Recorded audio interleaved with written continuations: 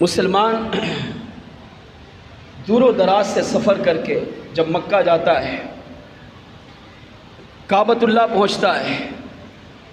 وہاں طواف کرتا ہے، حرم میں نماز پڑھتا ہے، مینا مزدلفہ عرفات میں جاتا ہے، حاضریاں دیتا ہے، تو میرا رب کریم پھر واپس پلٹ آتا ہے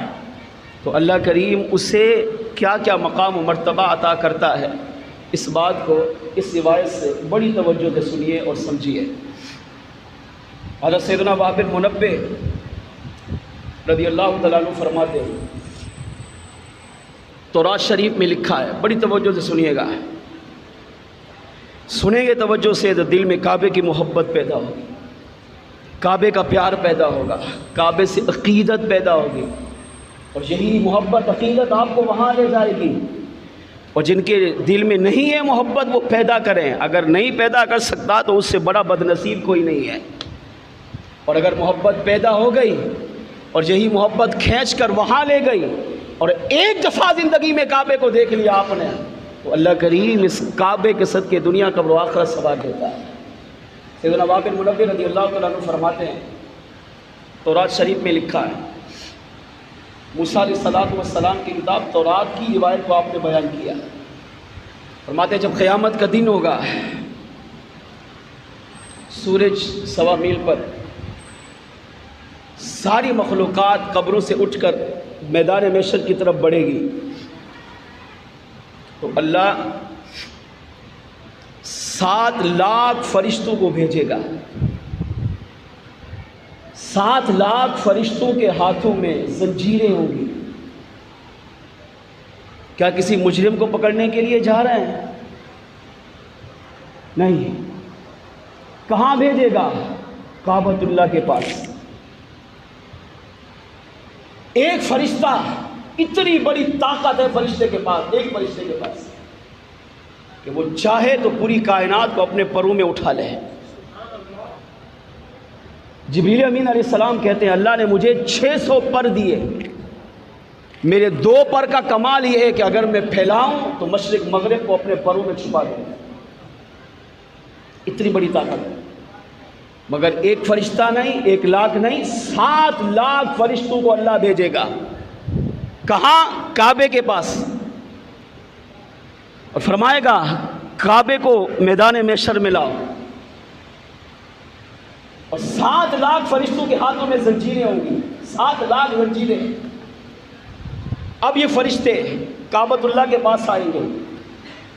اور کعبۃ اللہ کو زنجیروں میں بند کریں گے، جکڑیں گے، پھر کھینچیں گے۔ فرشتے کی طاقت ذہن میں رکھیں، 2 پر پھیلائیں تو مشرق و مغرب اپنے اندر لے لیں، مگر 7 لاکھ فرشتے کھینچ رہے ہیں، کعبۃ اللہ ہلے گا بھی نہیں۔ سبحان اللہ نہیں کہتے آپ؟ چلو دل سے سنیں کہ کیا کہا جا رہا ہے یہاں پر۔ کعبۃ اللہ نہیں ہلے گا۔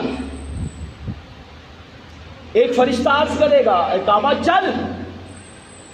تو جانتا نہیں آج میدان محشر ہے، آج قیامت قائم ہو رہی ہے، آج ساری انسانیت اللہ کی بارگاہ میں پیش ہو رہی ہے۔ اب اللہ نے ہمیں بھیجا 7 لاکھ فرشتوں کو زنجیریں دے کر، جاؤ کعبے کو جکڑو اور میری بارگاہ میں لے کر آؤ۔ تو اللہ کے حکم سے آئے ہیں، ہم اپنی مرضی سے تمہیں لے کے نہیں جا رہے، تو اللہ کا حکم ہے، جب ساری انسانیت وہاں جا رہی ہے تو تو بھی چل۔ مگر کعبۃ اللہ کہے گا میں نہیں چلوں گا۔ 7 لاکھ فرشتے کھینچیں گے مگر نہیں ہلے گا، کہیں گے چل، کہے گا نہیں چلوں گا۔ تو ایک فرشتہ عرض کرے گا کیوں نہیں چل رہے؟ کہا میری ایک خواہش ہے، اگر وہ پوری کر دی جائے تو میں خود ہی چل پڑوں گا۔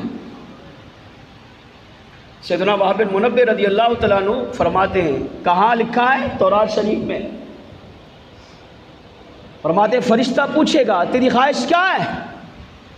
اب کعبۃ اللہ کیا خواہش بیان کرے گا، دل سے سنیے، اور اپنے اندر کعبے سے محبت، کعبے کا پیار، کعبے کی عقیدت دل میں پیدا کیجیے۔ جب فرشتہ کہے گا کیا خواہش ہے تو کعبۃ اللہ عرض کرے گا میری پہلی خواہش یہ ہے، میری خواہش یہ ہے کہ جتنے لوگ میرے ارد گرد یہاں دفن ہیں، چاہے وہ نبی ہوں، چاہے وہ صحابیوں، چاہے وہ اولیاؤں، چاہے شہداؤں، چاہے نیک ہو یا گناہگار ہو، جب تک اللہ ان کی بخشش نہیں کرے گا تب تک میں میدان محشر کی طرف چلوں گا ہی نہیں، ایک قدم بھی نہیں بڑھاؤں گا۔ جب کعبۃ اللہ یہ خواہش ظاہر کرے گا قیامت کے دن کہ میرا طواف کرنے والے کہاں ہیں، میں اللہ کا گھر تھا، ساری زندگی مسلمان نے میری عبادت کی، یہاں پر آ کر رب کی عبادت کرتا رہا، میں نے اسے کیا فائدہ دیا؟ کہے گا میری خواہش یہ ہے کہ جتنے مسلمان یہاں مدفن ہیں، دفن کیے ہوئے ہیں، یعنی مکہ مکرمہ میں جو لوگ مدفن ہیں، چاہے وہ جنت المعلا میں ہوں یا حرم کے اندر ہوں یا حرم سے باہر ہوں، کہے گا میرے ارد گرد جتنے مسلمان جب سے آدم علیہ السلام آئے تب سے لے کر قیامت تک یہاں دفن ہیں، ان سب کو اٹھا کر میرے ساتھ چلایا جائے اور ان کی بخشش کا اعلان نہیں کیا جائے گا تب تک میں میدان محشر کی طرف قدم بھی نہیں اٹھاؤں گا۔ جب یہ کعبہ یہ خواہش کا اظہار کرتا ہے تو سیدنا وہب المنبہ رضی اللہ عنہ فرماتے ہیں آسمان سے ایک غیبی آواز آتی ہے اور وہ غیبی آواز میرے رب کی طرف ہوتی ہے، وہ غیبی آواز کہتی ہے کعبہ میدان محشر کی طرف چل، ہم نے تیری وجہ سے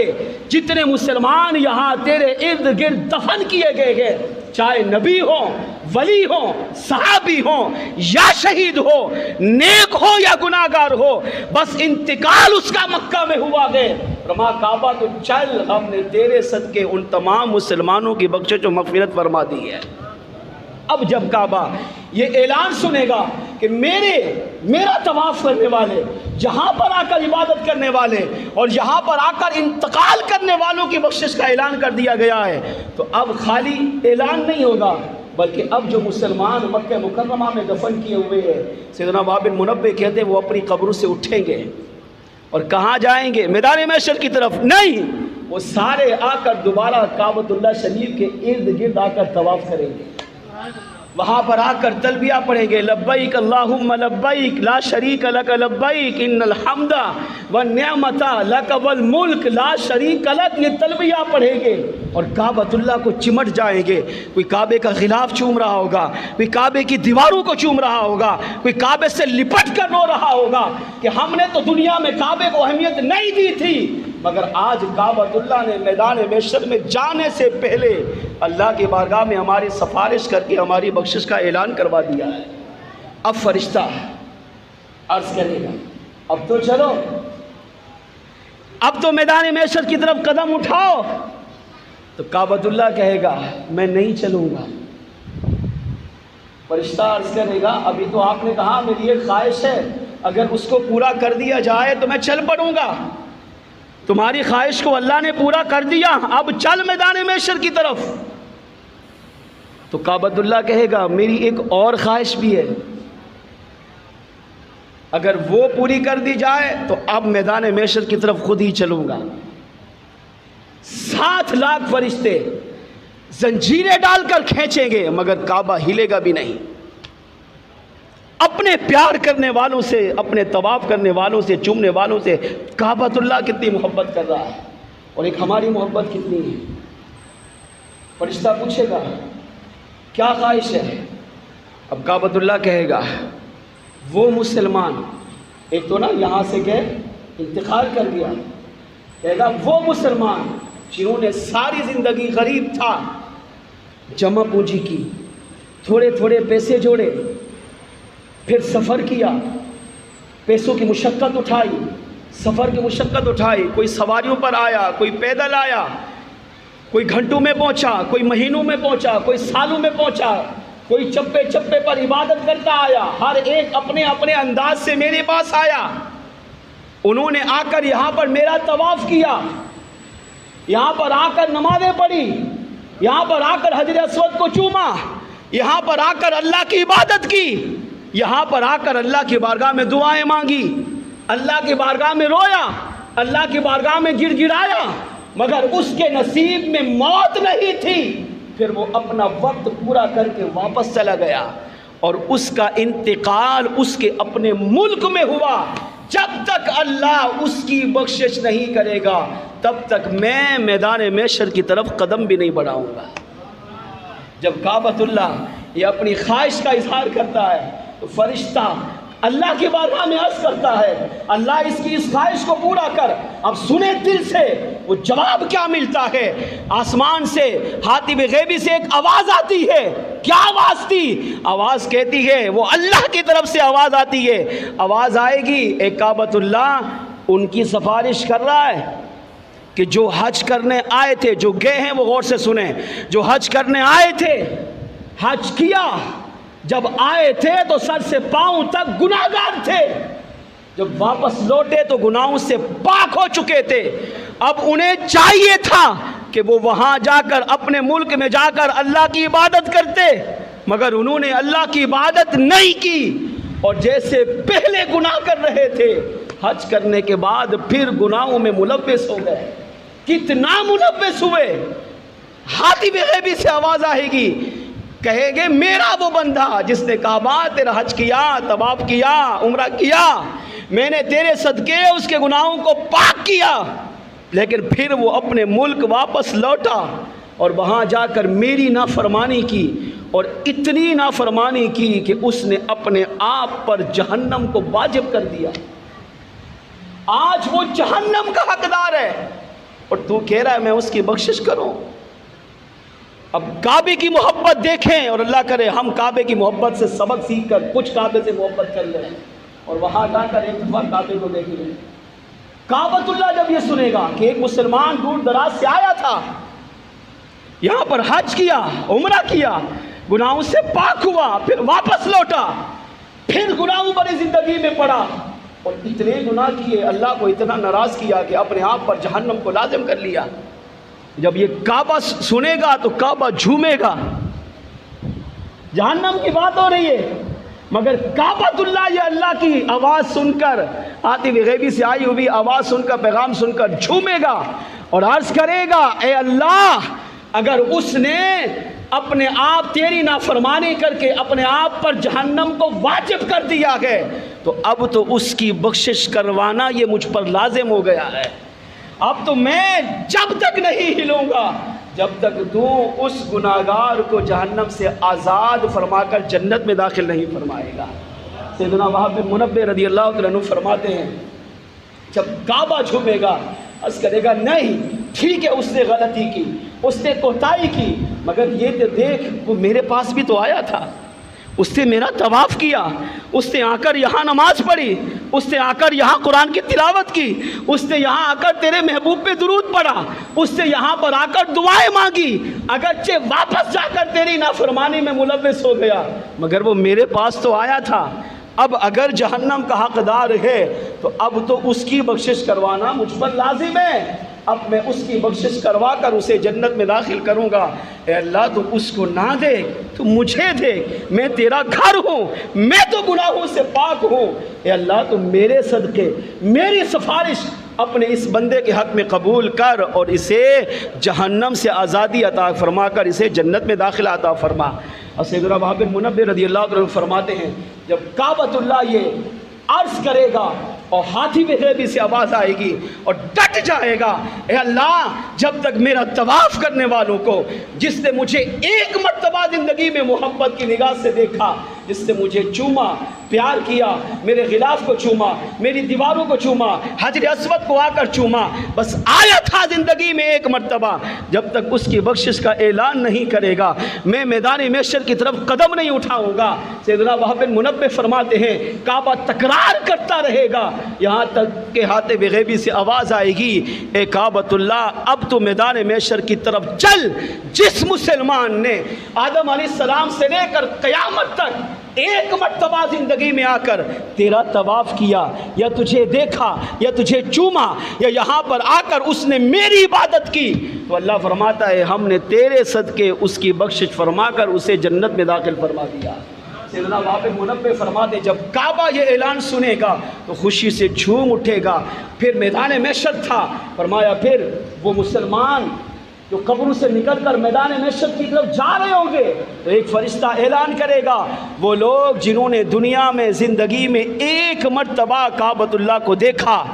پیار سے دیکھا، محبت سے دیکھا، یہاں پر آ کر اس کا طواف کیا، یہاں پر آ کر نماز پڑھی، تلاوت قرآن کی، ذکر و اذکار کیا، اللہ کی بارگاہ میں دعائیں مانگتا رہا، وہ مسلمان کعبے کے قریب جمع ہو، کیونکہ اللہ نے کعبے کے صدقے اس کی بخشش کا اعلان فرما دیا ہے۔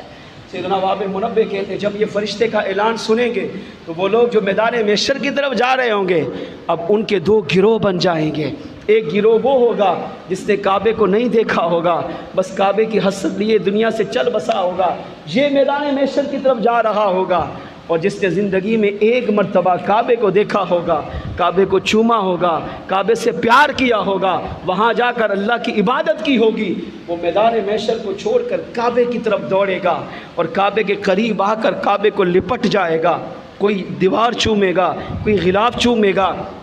کوئی وہاں پر آ کر سجدے میں گر جائے گا، اللہ کی بارگاہ میں گڑ گڑا رہا ہوگا۔ اب کعبۃ اللہ جب دیکھے گا کہ میرے طواف کرنے والے جمع ہو گئے،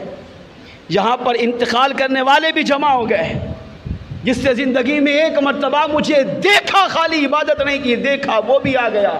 جس نے مجھے چوما وہ بھی آ گیا، جس نے مجھ سے پیار کیا وہ بھی آ گیا، جس نے یہاں میرے قریب آ کر اللہ کی عبادت کی وہ بھی آ گیا، اور یہ سارے مسلمان قیامت کے دن بھی کعبۃ اللہ کے قریب گرد جمع ہو کر وہ ایک ہی اللہ کے حمد و ثنا بیان کر رہے ہوں گے۔ وہ کیا ہوگی؟ فرمایا وہ تلبیہ پڑھ رہے ہوں گے، لبیک اللہم لبیک، لبیک لا شریک لک لبیک، ان الحمد والنعمت لک والملک لا شریک لک۔ جس طرح دنیا میں انہوں نے احرام باندھا ہوا تھا، قیامت کے دن بھی کعبے کے قریب احرام باندھے ہوئے ہوں گے۔ جس طرح وہ دنیا میں کعبے کے قریب آ کر تلبیہ لبیک اللہم لبیک پڑھتے رہتے تھے، فرمایا آج میدان محشر میں بھی وہ لبیک اللہم لبیک پڑھ رہے ہوں گے۔ جب سارے کعبے کے قریب جمع ہوں گے، اب کعبہ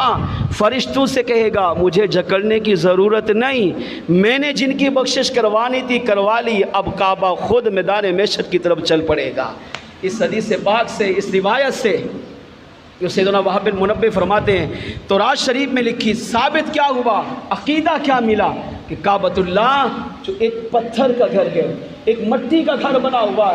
ہے وہ اللہ کا گھر۔ ہمارے ہاں بھی گھر بنتے ہیں، مگر ان کو وہ مقام، وہ فضیلت، وہ مرتبہ اللہ نے عطا نہیں کیا جو مقام و مرتبہ کریم رب نے کعبۃ اللہ کو عطا کیا ہے، بیت اللہ کو عطا کیا ہے۔ اس سے پتہ چلا جو مسلمان عقیدہ یہ ملا کہ زندگی میں ایک مرتبہ کعبۃ اللہ کے پاس جا کر اسے محبت کی نگاہ سے دیکھے، کعبہ اس کی بھی سفارش کرے گا، جو محبت سے چومے کعبہ اس کی بھی سفارش کرے گا، جو وہاں جا کر طواف کرے کعبہ اس کی بھی سفارش کرے گا، جو وہاں جا کر نماز پڑھے کعبہ اس کی بھی سفارش کرے گا، جو وہاں جا کر تلاوت قرآن کرے گا کعبہ اس کی بھی شفاعت کرے گا۔ جب کعبۃ اللہ کے قریب آنے والے کو